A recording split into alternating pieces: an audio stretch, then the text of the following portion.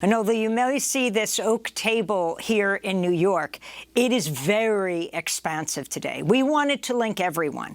People around the globe who can't make it to the summit, people who are not accredited at the COP, and so they're outside the summit walls and can't go in these extremely long security lines, and people at the center of the COP. And that's where we're going to go right now to join Dipti with her colleague Mary Church. You see, as Scotland is hosting the UN Climate Summit in Glasgow, plans for a huge oil field off the coast of Scotland are set to go ahead. And we're continuing our coverage of the two-week UN Climate Summit inside the COP with Mary Church, head of campaigns. She's in the same organization as Dipti Bhatnagar, Friends of the Earth, and she heads Friends of the Earth Scotland. You can say hi to Dipti, Mary. You're separated by, to say the least, many miles, but certainly not by your concerns for the planet. Place us in Glasgow, Scotland, where many have never been in their whole lives. Yeah, so, I mean, Glasgow is the biggest city in Scotland, and it's got a long history of social movements and really, powerful movements and we're seeing that growing, we're seeing that coming to life, really, around this climate summit in a really fantastic way. So, can you talk about what it means that Dipti can't come, that this climate summit, unlike last year when it was canceled, is being held in the midst of a pandemic, and then what you're trying to bring into the COP from outside, from Scotland, and the struggles you're dealing with there?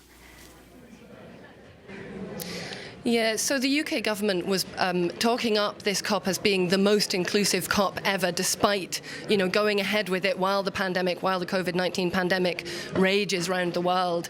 And far from the most inclusionary summit, we're seeing the opposite of that, right? So we're seeing absolutely the most exclusive climate summit ever, the most white, the most privileged climate summit. So we in civil society movements, in Friends of the Earth and in the COP coalition, we called for the COP to be postponed because we didn't think it was safe to go ahead, given the really quite high rates of COVID here in the UK, right, here in Scotland, here in the central belt of Scotland, but also around the world, and obviously also to do with the COVID vaccine apartheid. So, seeing the very, very unequal rollout of the COVID vaccine globally. The continent of Africa, for example, has less than 5% coverage of vaccination. And yeah, people in the UK, people here in Scotland, we've got quite a high level of vaccination, but the virus is still circulating at really high rates. So we don't think it was safe to go ahead with the conference. The UK government has pushed ahead with that anyway.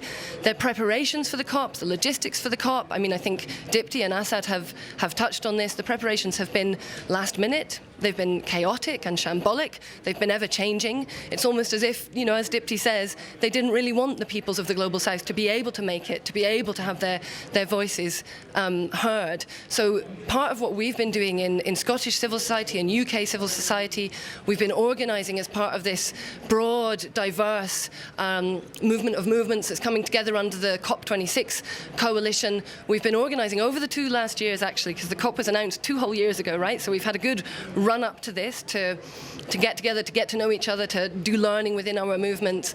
So we've been organising together to make sure that, A, we can support as many people as possible to come to Glasgow in a safer way as possible. So we set up a visa support service and a sort of travel support service, and we have helped many hundreds of people to come to Glasgow that way. But we also know of many hundreds, if not thousands, of people, so civil society delegates, people who would have been inside the talks, people who would have come to be making their voices heard on the streets outside of the talks as well as party delegates who have been unable to come to Glasgow and attend these talks. And one of the ways we're trying to mitigate against that through our work here in Glasgow and around the UK is we're doing all of the civil society activities that we're planning. So we have an alternative summit, a counter summit, a people summit planned for the middle Sunday to Wednesday, so Sunday the 7th to Wednesday the 10th.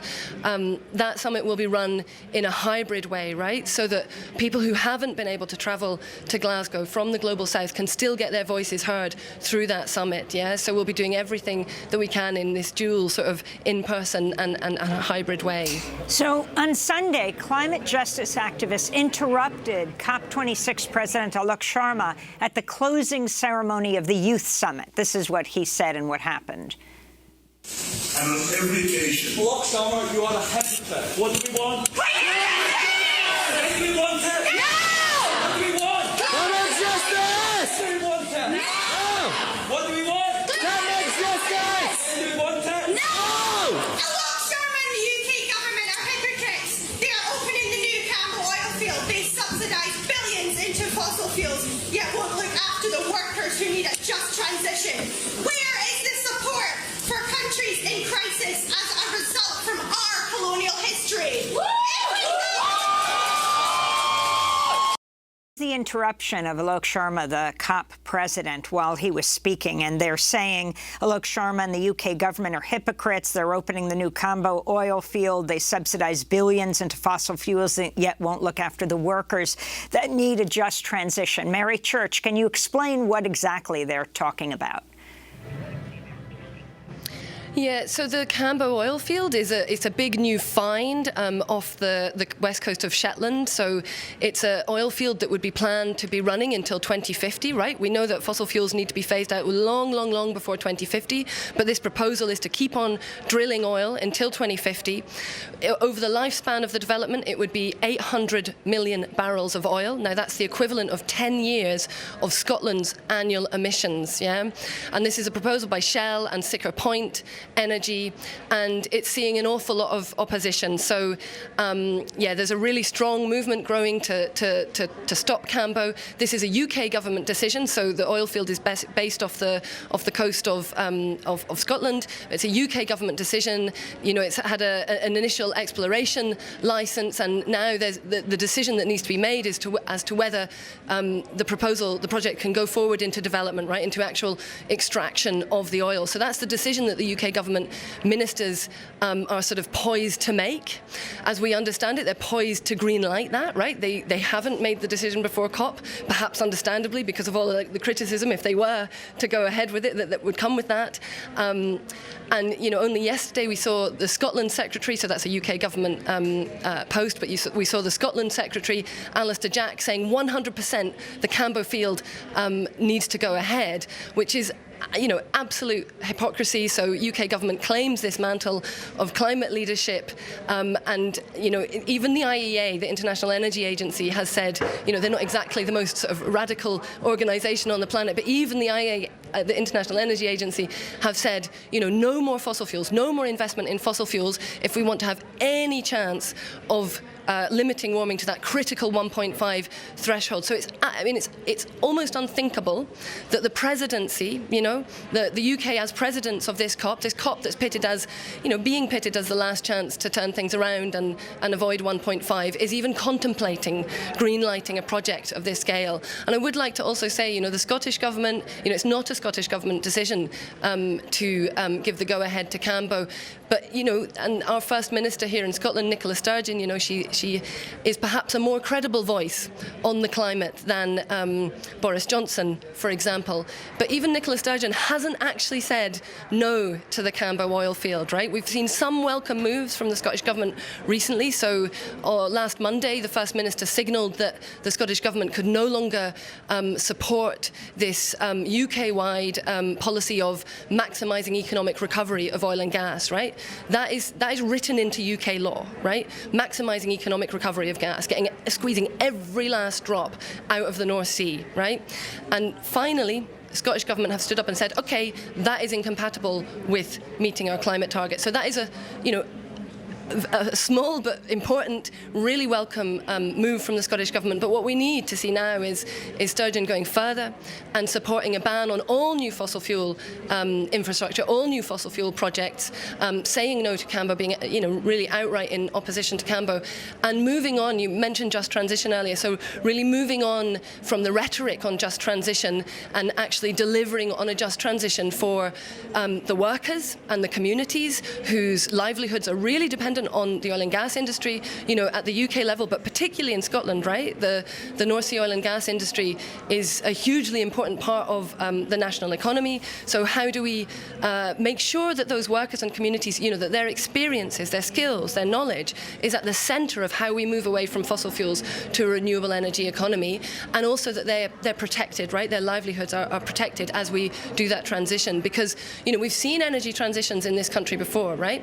We've seen the closure of the coal mines, you know, in the 80s and of the 90s and all the rest of it. And we've seen the way that those communities were treated, right? They were abandoned. They were left to sort it out for themselves. And we've seen, you know, the impacts of that over many decades, yeah, in terms of social dislocation and all the problems that have come with that. So we absolutely need to not do that this time, you know, get it right and do it, you know, deliver a real just transition. Well, I want to thank you so much for being with us. Mary Church, Head of Campaigns at Friends of the Earth International Scotland, and Dipti Bhatnagar speaking to us from Maputo, Mozambique, Climate Justice Energy Coordinator, Friends of the Earth International. Two women environmental leaders, so many women leaders of the climate movement, from Greta Thunberg in Sweden to Vanessa Nakate in Uganda. We must forefront those voices and so many others. As inside the COP, Mary stands in front of a moving globe. Next up, we're going to look at the shocking torture of a former U.S. resident in CIA black sites, and how military jurors who heard him speak at Guantanamo say that his treatment is a stain on the moral fiber of America. Stay with us.